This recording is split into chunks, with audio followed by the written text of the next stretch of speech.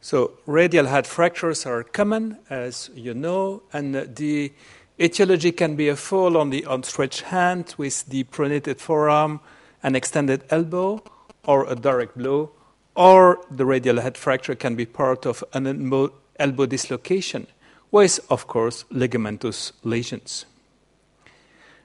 Indeed, associated lesions are quite frequent with radial head fractures and can involve the medial collateral ligament, especially in the case of an elbow dislocation. There can be also a fracture of the capitulum, but most frequently cartilage impaction at this level. There can be a rupture of the forearm interosseous membrane, usually with distal radioulnar joint dislocation, leading to what is called a axiloplasty lesion. There can be also a fracture of the scaphoid.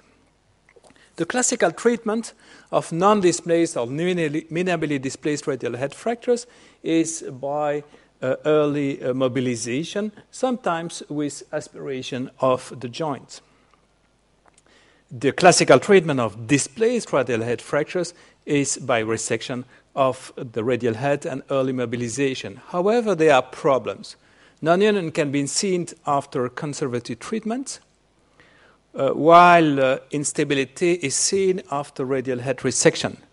And concerning instability, let me remind you about the primary and secondary stabilizers of the elbow to a valgus stress. This nice study by Murray showed that if you simply resect the radial head in green, there is not much change of stability of the elbow. If you then section the medial collateral ligament, then there is marked instability of the elbow, which dislocates. If, on the reverse, you first section the medial collateral ligament, there is frank instability of the elbow, however limited by the preservation of the radial head, and the same, of course, dislocation of the elbow appears after resection of the radial head. So this is the classical concept of Murray, that the medial collateral ligament is a primary elbow stabilizer to a valgus stress, the radial head being the secondary stabilizer. Indeed, what is important in the medial collateral ligament complex is the anterior band in yellow on this picture, not the posterior nor the transverse bands. And especially the anterior part of the anterior component. And this is also illustrated in this nice biomechanical study by Flores. Indeed, lateral instability can occur after radial head resection and can impose reconstruction of the ligament if it is not sutured at the time of the trauma. Biomechanical studies have shown that radial head arthroplasty can restore elbow stability, but less efficiently than ligament repair. Full restoration is obtained by ligament repair and radial head arthroplasty, and Pomianowski demonstrated that bipolar arthroplasty is as efficient than unipolar to restore stability. But unipolar could be better in the case of deficient soft tissues.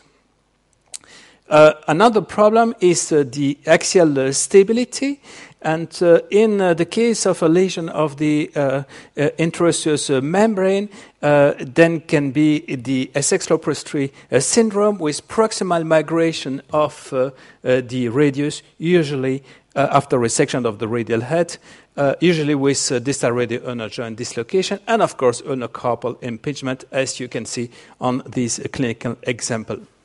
The recent study of Schiffern has shown that the migration is not only proximal but also posterior and medial, especially in the case of an initial dislocation of the elbow. And after radial head resection, you have progressive valgus deformity leading to tardive ulnar palsy, which can impose ulnar nerve transposition.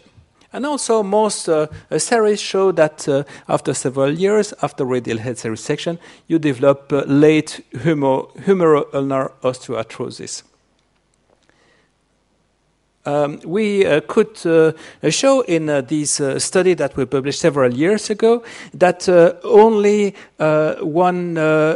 one quarter of the patients are devoid of osteoarthrosis at the ulnohumeral joint after radial head resection. Other problems have been seen, including capitular demineralization, radial head partial ossification or heterotopic ossifications. We had also a cubitus valgus deformity in most patients, and also many problems at the distal radioulnar joint in these patients. And the clinical results were not so good because only 1/3 of the patients were devoid of pain. Many patients had restricted elbow motion and also loss of strength. And they had also valgus instability for 54% of the patients in these series. The MAPS was 79 on average, which is good, but excellent is over 90 points. Other studies have been published, not so many in literature, showing, however, some better clinical results, but the constant is the presence of osteoarthrosis in the humerohumeral joints. So to prevent all these problems, we should probably perform osteosynthesis of simple or relatively simple fractures and do hemiarthroplasty in the case of marked comminution. Osteosynthesis provides very good function in the case of a stable fixation with immediate mobilization.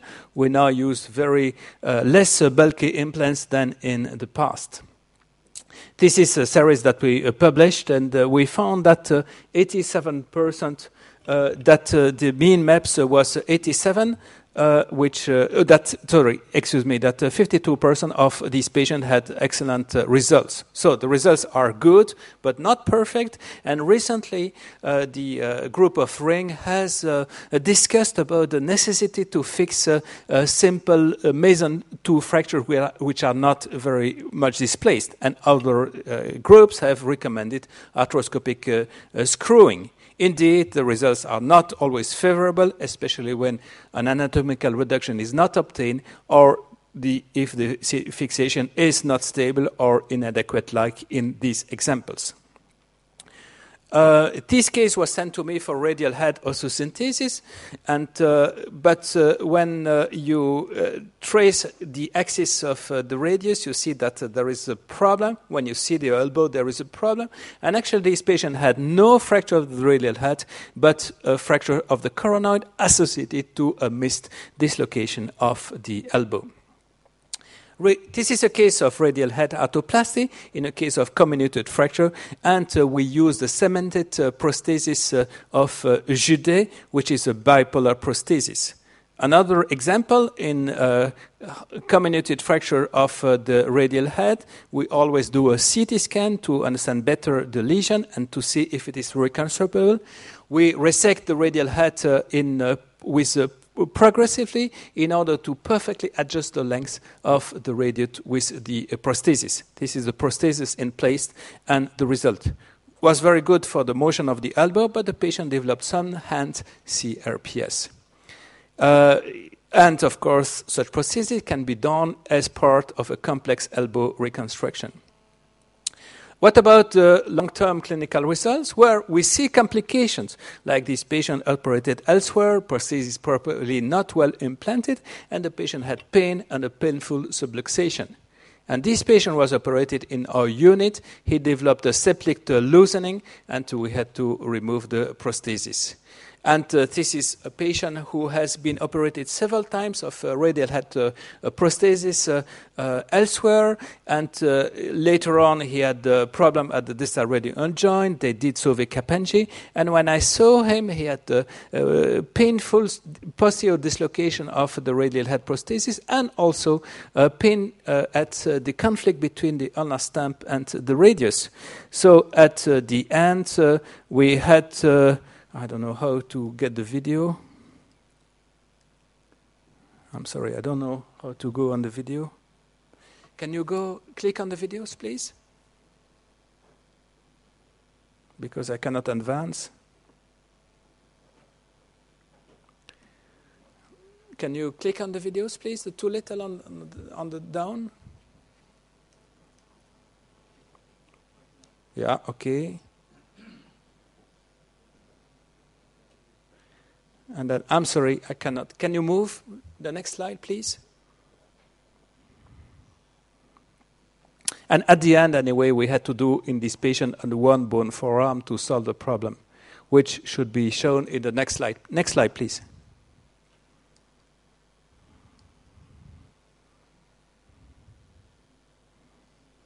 Next slide, please.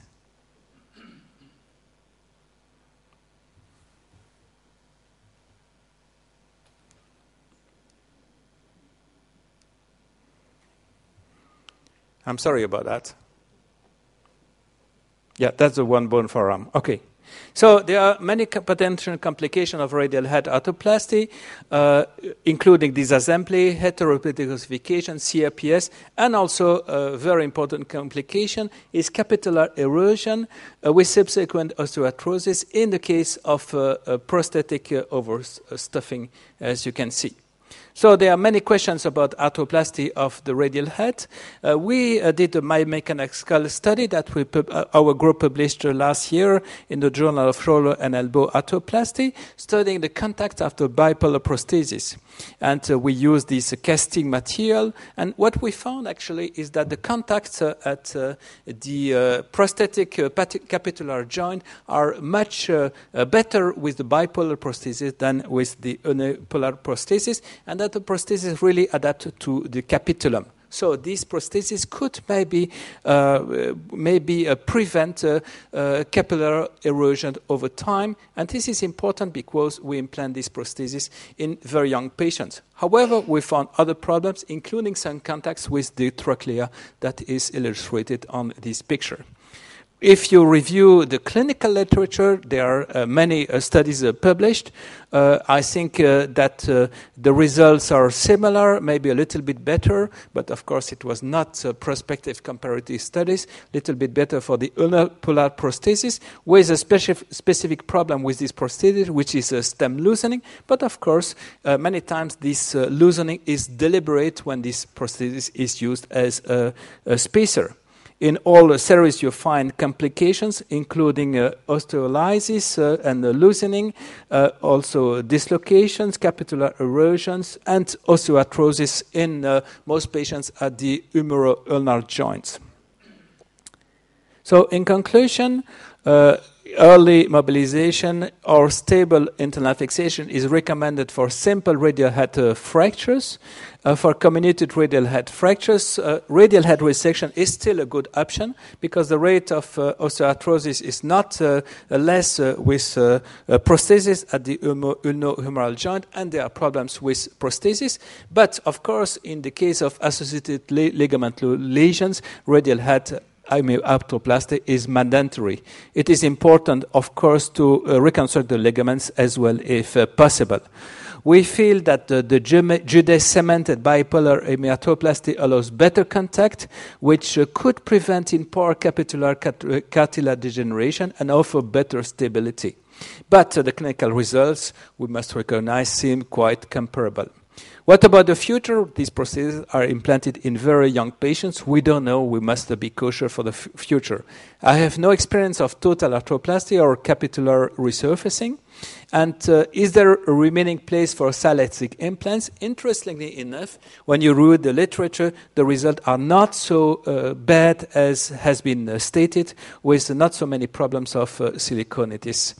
And in chronic situations, the literature shows that in radial head non-units and malunits, we can obtain good results with arthroplasty, but the results are poor in extroplasty lesions, which is, of course, the most difficult problem to solve, which is really, at the present time, unsolved. So thank you very much for your attention. And I don't know if my co-moderator is here. No, it seems not. Some questions for me before we go on? Yes, please? Yes. What are the consequences if you simply reject broken radial head instead of arthroplasty? Pardon me? If you simply resect? Yes, if simply resect radial head instead of arthroplasty. Yeah, I don't know if you were at the beginning of my my lecture, but I presented the result of a study that we did in the past. The results